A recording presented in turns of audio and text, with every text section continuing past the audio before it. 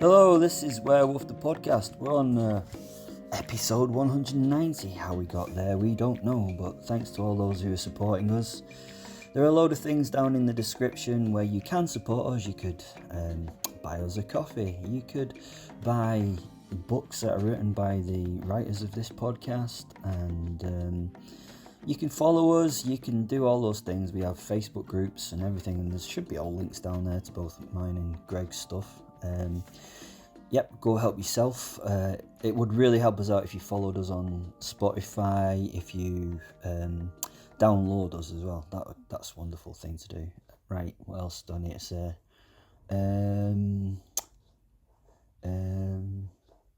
Suppose nothing. I'll just let you get on with it. Bye!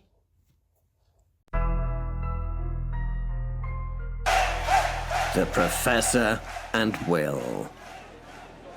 Hello and welcome back to the... drumroll please. The Brawl in the Hall! I am the Fight Professor, Simon de Montfort, and this is the Werewolf of War, Will Werewolfson. Hello!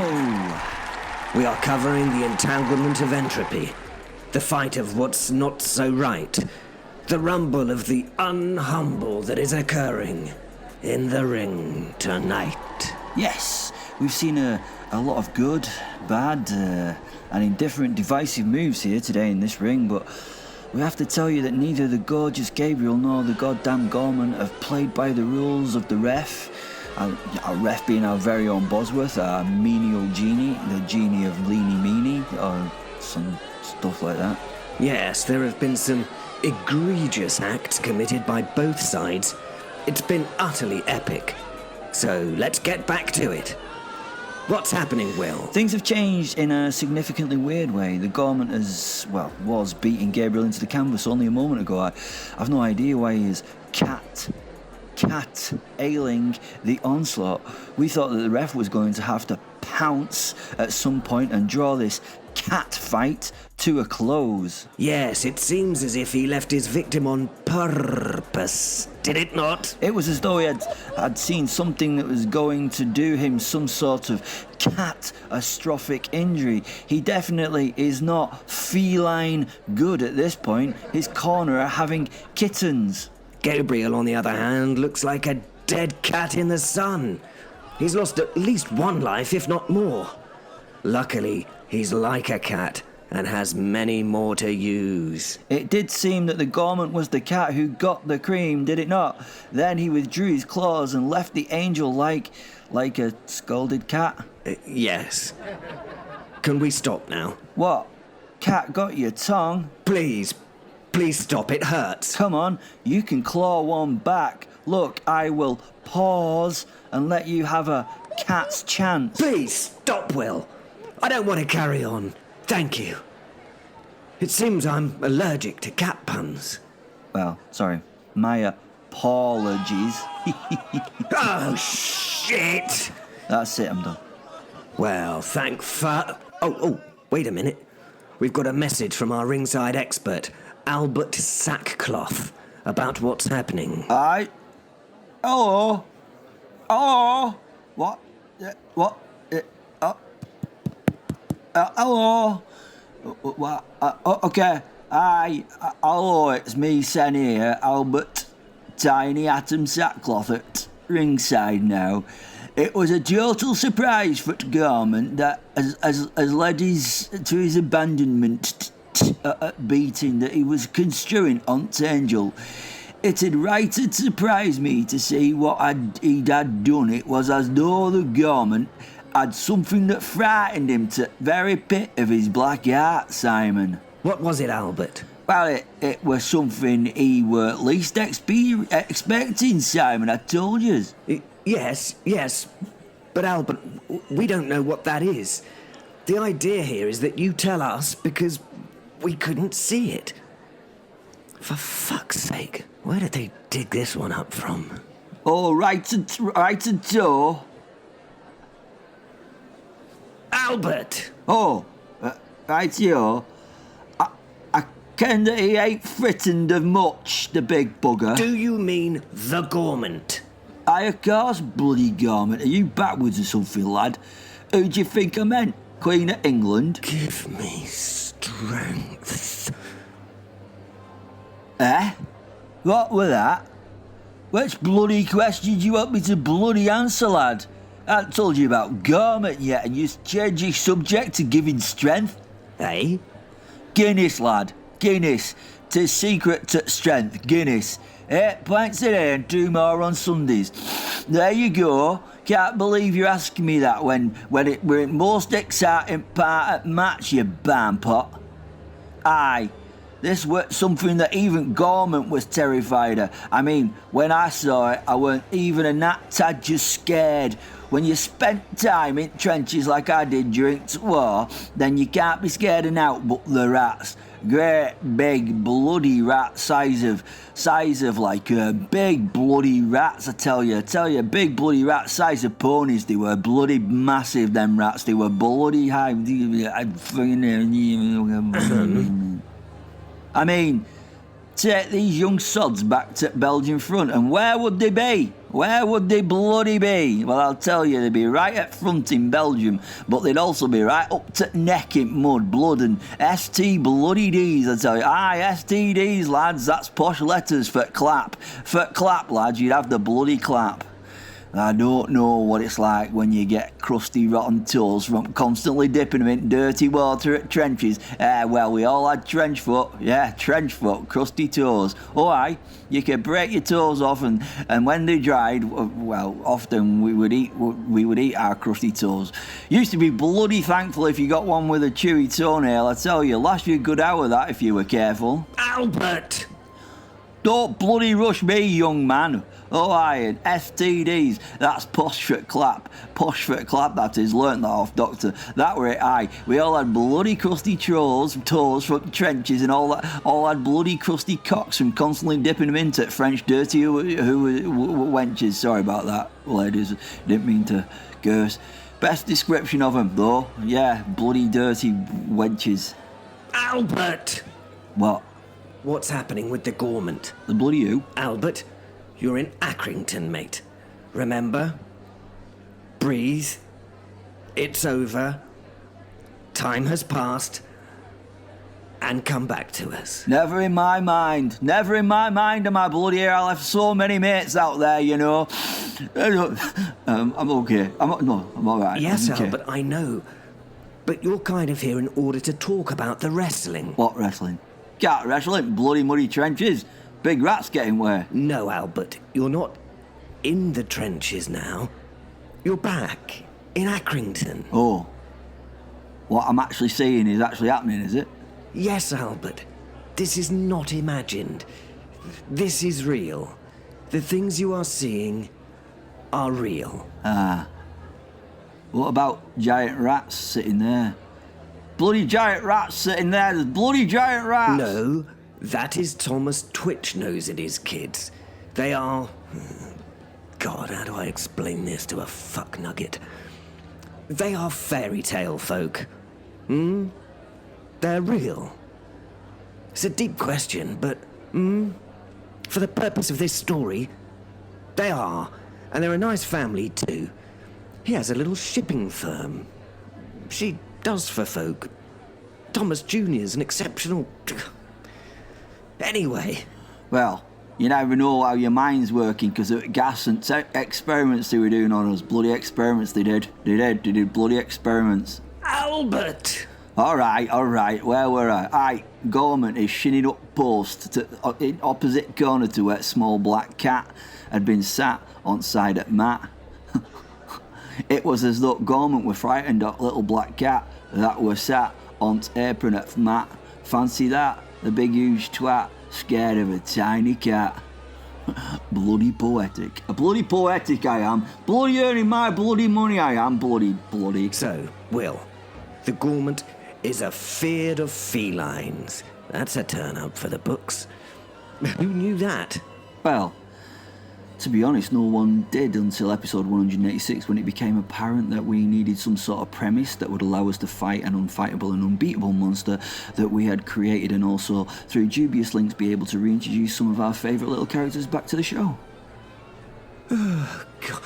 Smash the glass wall much, do you? Well, you did bloody ask why. Was it? Right, what the bloody hell's going on? Gormant, gigantic fiery minotaur thingy with wingy things. Yeah, big scary bloody bastard monster was standing shaking and quivering in his corner, whilst bellowing and yelling at something in opposite corner at ring. Me eyes go to search for corner. What could it be? I see a right little black cat in corner, sat watching the Gormant with a lot of interest. You know, like cats do. What's that doing there? It always amazes me that cats can just look calm and relaxed, even in a mad maelstrom of energy like this bloody all at the bloody moment. Look at it in its own little bubble of calm-like space. I take a look back at Gormant standing in his corner. He's definitely shitting bricks. Terrified. Just by a little cat. Gabriel, on the other hand, is semi-conscious on his front, lying in a puddle of snot, blood and piss that has puddled out of him since he landed on his chest at centre at ring and puddled.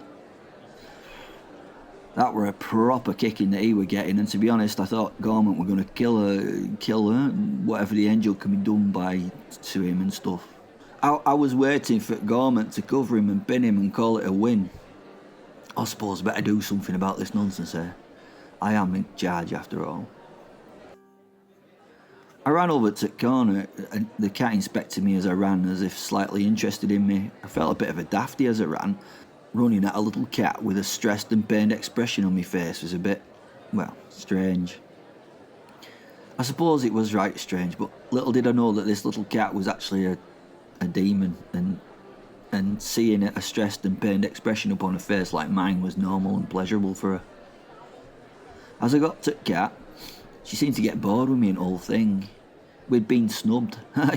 The way cats can, how they can just switch off the world and be at its centre. Standing over the little cat, I didn't really have a clue how to get it off the side of the ring. I was actually quite bloody tempted to kick it, to be honest, but probably not the best thing to do in front of an audience.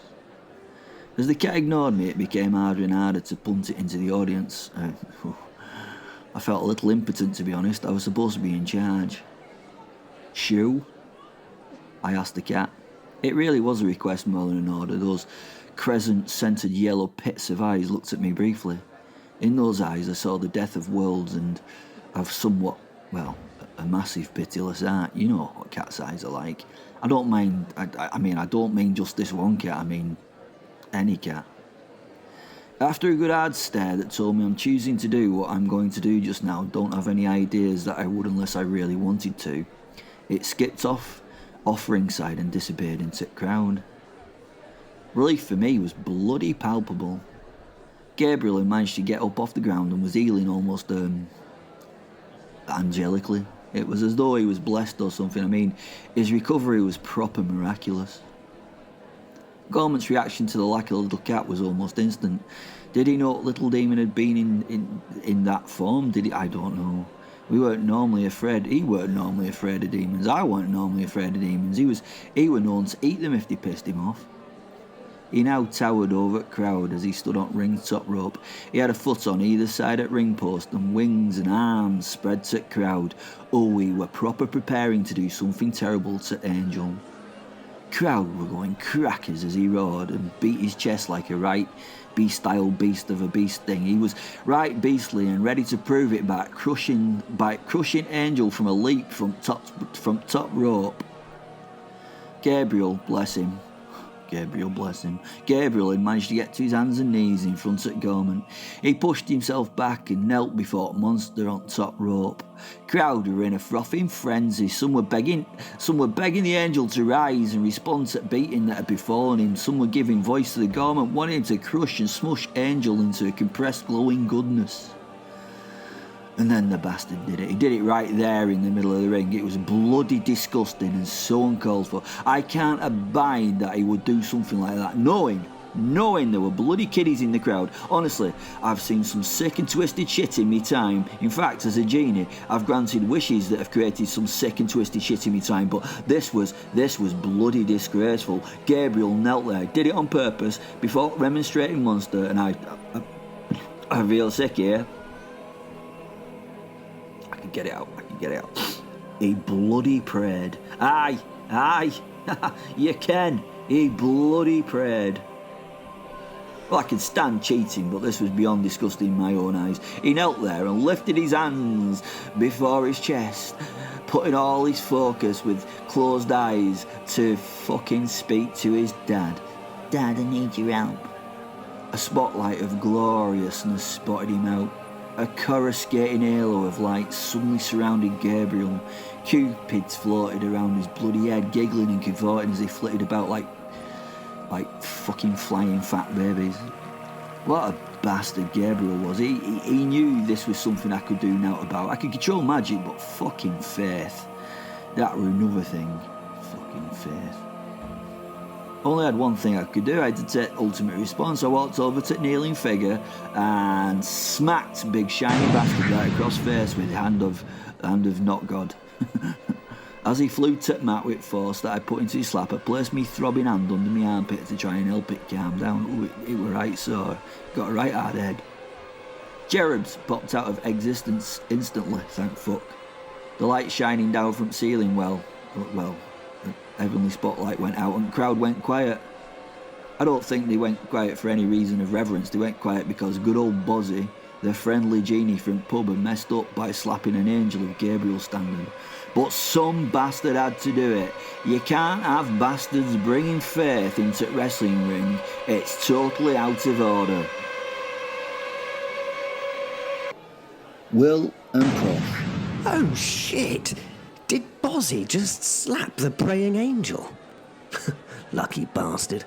I've wanted to do that ever since I met him, the arrogant prick. I'm afraid he did slap the angel, Simon. It was not the smartest of moves by our resident genie and part-time referee. I mean, does he not know who Gabriel's dad is?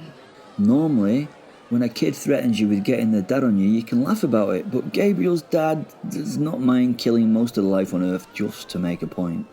The Gormant has ignored this, though, and he is going to finish the angel. He has launched himself off the top rope and is climbing to the height of the ceiling. He closes his wings at the pinnacle of his flight and now falls. He's coming head first, Will.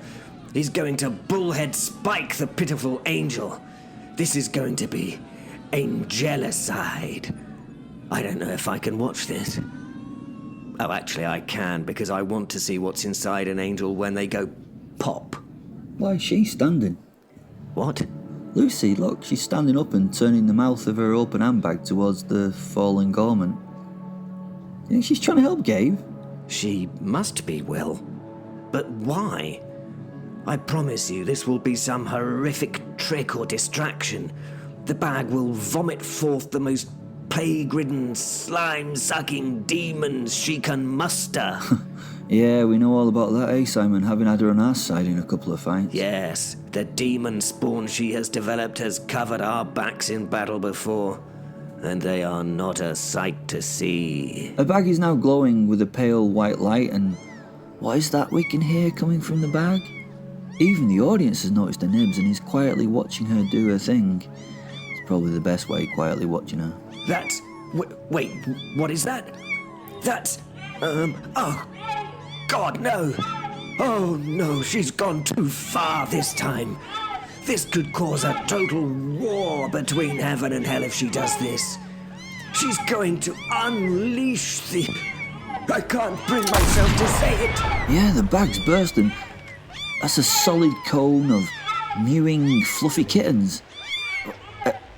They've been blasted at the falling Gormant. That must have been a very incendiary blast, as the recoil has taken out Lucy and half the audience.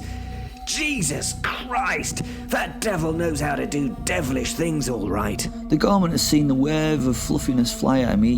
He has done what most of us cannot, telling gravity to quit its pull, and he's actually paused in the air. I don't think there's anything you can do, though, to stop this incoming wall of cuteness. I thought Bozzy had taken away any magic things from happening. Yes, but that, my friend, is the devil. She does what she wants, and really, she does it well. The kittens have hit the Gormant and are covering him, making him look a big powdery puff thing. A great big fluffy powder puff. Oh god, those things are starting to bite and tear into the Gormant's heated, stony flesh. Oh god, what is he gonna do? He spreads his wings and flaps whilst trying to wipe the sticky, fluffy creatures off himself. He's screaming bestially in agony. There's nothing he can do. Oh, Jesus. Oh, that's horrendous. They're eating him on the wing. Blood and... Actually, it's quite beautiful. Blood and gore are falling from the creatures. He slowly flutters down to land in a pile of now wet, red, fluffy kittens. They're stripping the bones of the Gormant while he lives, or unlives, or whatever.